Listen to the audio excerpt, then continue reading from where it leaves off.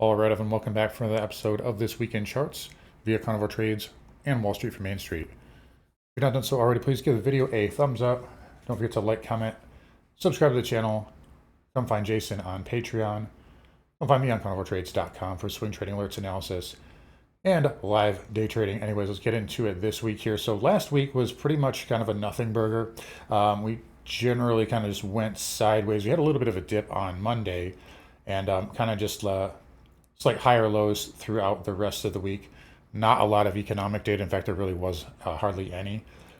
So market kind of being on the quieter side, not a big surprise. But this week we do have a lot of things coming up. We've got some bank earnings starting to kick off. Netflix also later in the week. So we're starting to get into earnings season here and kicking it off with the banks as per usual. We also have, mark this down, the House reconciliation vote. That will be, I believe, Wednesday afternoon. We also are looking at options X for the month of July.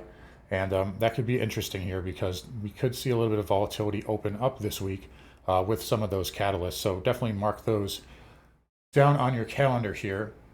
And it's possible we see a little bit of action. We talked about kind of positioning indicators. I think it was last week or the week before, and we definitely saw an increase in total asset manager exposure. Although it did dip back down, but it's definitely much higher than where it is. So we did see a little bit of kind of a balancing out here, and a week or two ago it was basically at the highs of the year. So maybe getting slightly frothy here, but we still need to, you still need some sort of a, macro catalyst in order to trigger any sort of downside. And we have those this week, and with options rolling off, that can open up, the possibility for some volatility. If not, this market, may just base here and grind higher. Right now, obviously support here at 61.50. That's going to be a big level if we do see any dips, and then of course we'll just say 60.50 area to 6,000 on the downside. So just a clean, simple chart here of the S&P, and those are really kind of the pullback levels here. We also saw a increase in total exposure across all strikes, and I'm going to show you here. It's a little hard to see, but if we look at our terminal, you can see, I know it's kind of hard to see, but this number up here is 60, it's all scrunched, but this is 6,500 SPX. That gamma was much lower a week or two ago. So that is starting to catch up across the expiries. So there is a possibility here where, if we don't really get any sort of meaningful dip, dealers will be forced to hedge this higher and higher.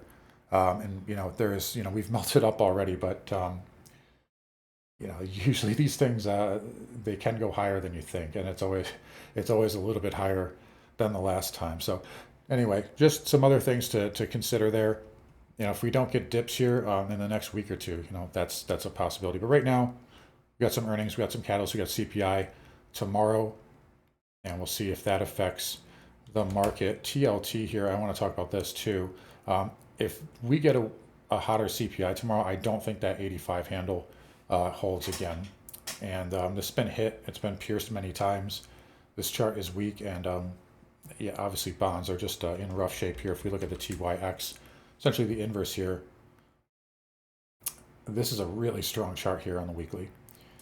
So bond yields may be a problem. If there's a catalyst as well. If we start to see a breakout in yields, there's your possible pullback catalyst. So again, just I'm right now kind of more on the neutral side. Just been trimming longs on the way up, getting into more cash, and if we do get dips, I want to have that cash ready.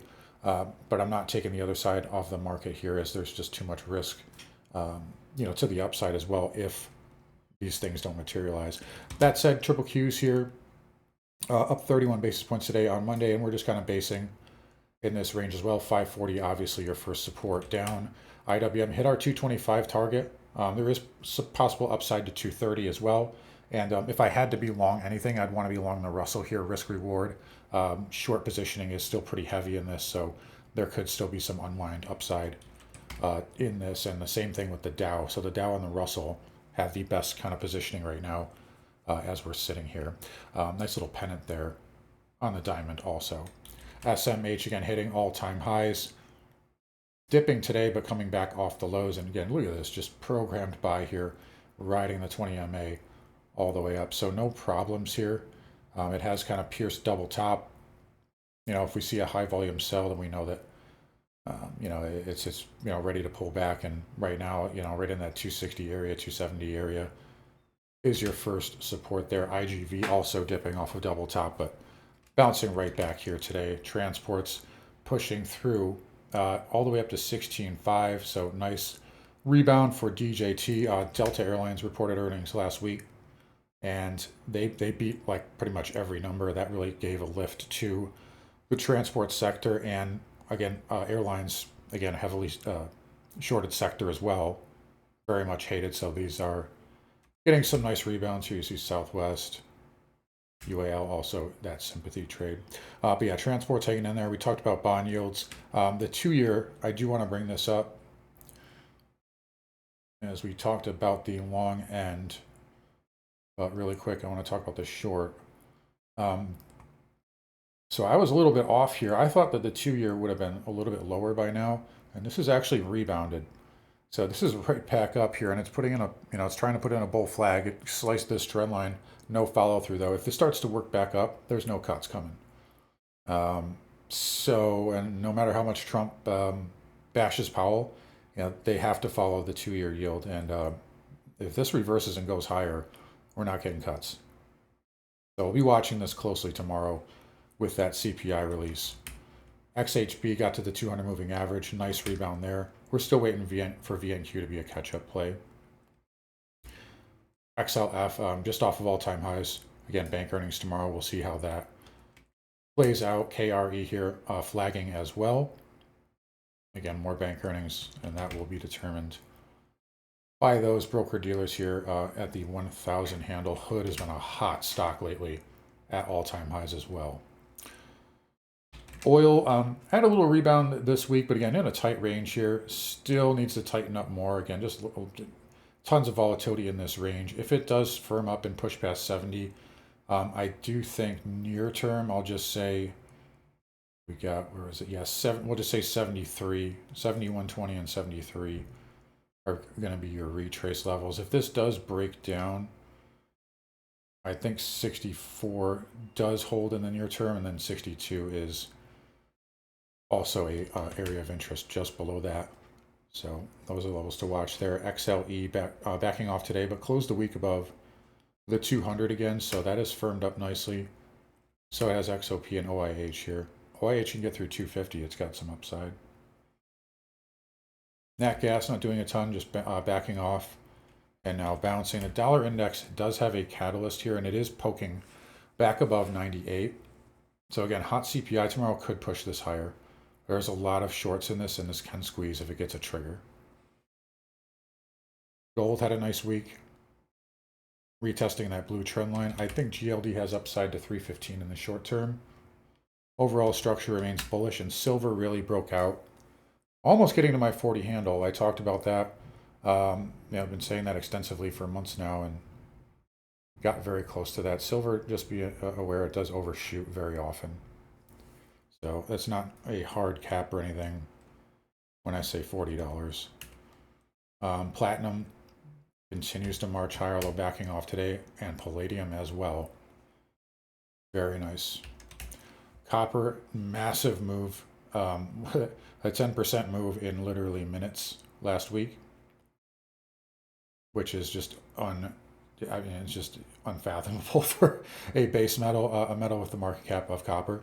But yeah, tariffs. So, gonna be hard to get cuts if that's happening. Lastly, Bitcoin. This had a huge breakout, and we caught a lot of this in the trading room this week. It is pulling back pretty sharply today. I do think it does get rugged a little bit here. This morning, I did not see dealers on IBIT hedging for higher prices. Don't forget, we have Options X this week. Gapping higher on the Monday of OPEX week usually is a bit of a red flag anyway. So We may see a little mean reversion here in Bitcoin. Not bearish or anything, but I do think they pull it back just a little here. There's plenty of support at, say, 110, 112 anyway, and then 106 just below that too.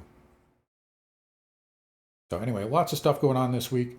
Trying to take a little bit more of a neutral stance, but market hanging in there. Okay, we're at all-time highs, and until we get a high volume sell, this market can continue to hold up here. So anyways, guys, I will wrap it up here. Again, you guys take care. Come find Jason on Patreon. Come find me on carnivoretrades.com. I'll see you guys all next week.